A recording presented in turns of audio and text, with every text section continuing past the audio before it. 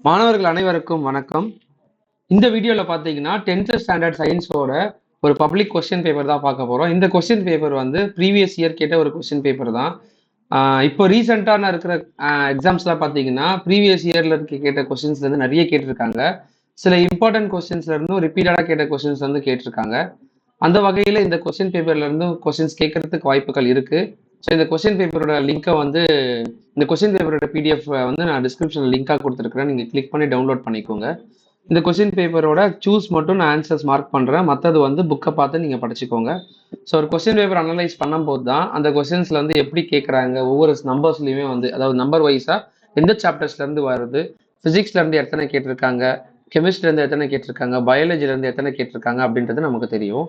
So mark distribution பார்த்தீங்கன்னா ஃபிசிக்ஸ்லேருந்து 25% கேட்பாங்க, கெமிஸ்ட்ரிலேருந்து 25% கேட்பாங்க, பயாலஜிலேருந்து தான் 50% கேட்பாங்க. ஸோ 75 மார்க்ஸுக்கு டோட்டலாக டிஸ்ட்ரிபியூஷன் பார்த்தீங்கன்னா கிட்டத்தட்ட ஒரு 60 to 50% வந்து பயாலஜிலேருந்து கேட்பாங்க. ஸோ பயாலஜியை அதிகமாக ஃபோக்கஸ் பண்ணி படிங்க. பயாலஜியில் இருக்கிற கொஸ்டின்ஸ் எல்லாமே ரிப்பீட் பண்ண கொஸ்டின்ஸ் எல்லாமே படிங்க. அடுத்த வீடியோவில் நம்ம 2 மார்க் 3 மார்க்கு, அடுத்த வீடியோவில் நம்ம 2 மார்க்கு 4 மார்க் அண்டு 7 மார்க்ஸுக்கான இம்பார்ட்டன்ட் கொஸ்டின்ஸ் எல்லாமே நான் போடுறேன். அதையுமே நீங்கள் பார்த்துட்டு ப்ரிப்பேர் பண்ணுங்க. நாளைக்கு 2 நாள் இருக்கு. இன்னைக்கு உட்காந்து படிச்சா கூடமே 2.5 நாள் நமக்கு இருக்கும். இதுக்கப்புறம் உட்காந்து படிச்சா கூட சில பேர் வந்து நைட் ஸ்டடீஸ் பண்ணுவாங்க. ஸோ அந்த 2 நாளில் படித்தாலுமே நம்மளால ஃபுல் மார்க் எடுக்கிறதுக்கான வாய்ப்புகள் இருக்கு. சில இம்பார்ட்டன்ட் ப்ராப்ளம்ஸ் மட்டும் நான் அந்த இம்பார்ட்டன்ட் கொஸ்டின்ஸில் மென்ஷன் பண்ணுறேன். அதை மட்டும் நீங்கள் பார்த்துக்கோங்க. ஸோ இப்போ சூஸுக்கான ஆன்சர் மார்க் பண்ணிட்டு இந்த கொஸ்டின்ஸுக்கான அனலைசிஸ் பண்ணிடலாம். இந்த கொஸ்டின் பேப்பர் அனலைசிஸ் பண்ணிடலாம். இந்த கொஸ்டின் பேப்பரோட லிங்க் நான் கொடுத்துருக்குறேன், நீங்கள் பாருங்கள்.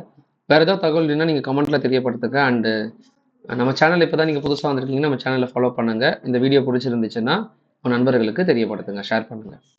ஸோ ஃபர்ஸ்ட் ஒன்னுக்கான ஆன்சர் பார்த்தீங்கன்னா magnification of convex lens is always. குவி லென்ஸின் உருப்பெருக்கமானது எப்போதும் நேர்குறி அல்லது அதாவது எய்தர் பாசிட்டிவ் ஒரு நெகட்டிவ் சார்ந்து தான் இருக்கும். சரிங்களா? செகண்ட் ஒன் பாருங்க, in which of the following reaction the mass number decreases by 4 of the daughter நியூக்ளியஸ்னா ஆல்ஃபா டிகே.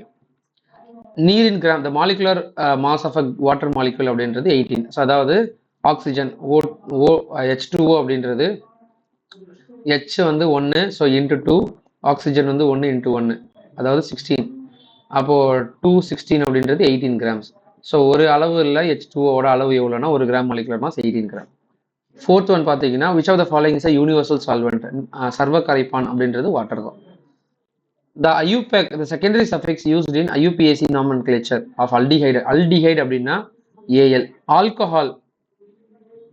ஆல்கஹால் அப்படின்னா OL, ஆசிட் அப்படின்றது ஃபார்மேஷன் இருந்துச்சுன்னா ஓயிக் ஆசிடு, கீட்டோன் அப்படின்னு இருந்துச்சுன்னா 1. ஸோ இதெல்லாமே வந்து செகண்டரி சஃபிக்ஸ் லாஸ்ட்ல ஃபார்ம் ஆகிற அந்த IUPAC நாமென்க்ளேச்சர்ல யூஸ் பண்ற செகண்டரி சஃபிக்ஸ். இது ஈஸி தான். ஆல்கஹால்னா OL, அல்டிகைட்னா AL, ஆசிட் அப்படின்றது OIC ஆசிட், கீட்டோன் அப்படின்றது ONE1.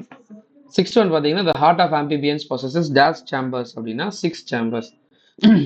the heart of amphibian possesses dash chambersனா 3 chambers.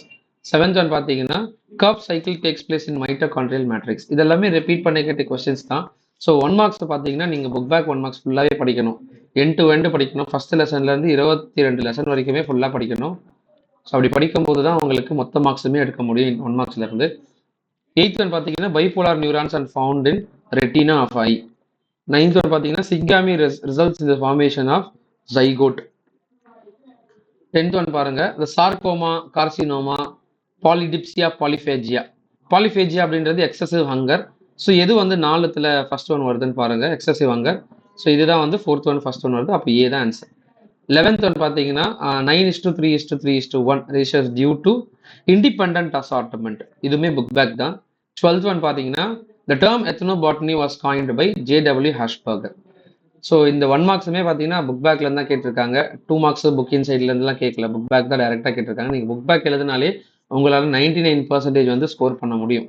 So நீங்கள் 25 மார்க்ஸ் வந்து ப்ராக்டிக்கல் இருந்து எடுத்துட்டிங்கன்னா 75 வந்து உங்களால் 70+ ஈஸியாக ஸ்கோர் பண்ண முடியும், சில இம்பார்ட்டன்ஸ் மட்டுமே படிச்சிருந்தா. ஸோ இந்த வீடியோ வந்து நீங்கள் பார்த்து டவுன்லோட் பண்ணிக்கோங்க. அண்ட் கொஸ்டின் பேப்பரோட லிங்க்குமே நான் மென்ஷன் பண்ணியிருக்கிறேன், நீங்கள் இதை பார்த்து டவுன்லோட் பண்ணிக்கோங்க. ஓகேங்களா? ஸோ வேறு ஏதாவது தகவல் வேணும்னா நீங்கள் கமெண்ட்டில் தெரியப்படுத்துங்க. அடுத்த வீடியோவில் உங்களை சந்திக்கிறேன்.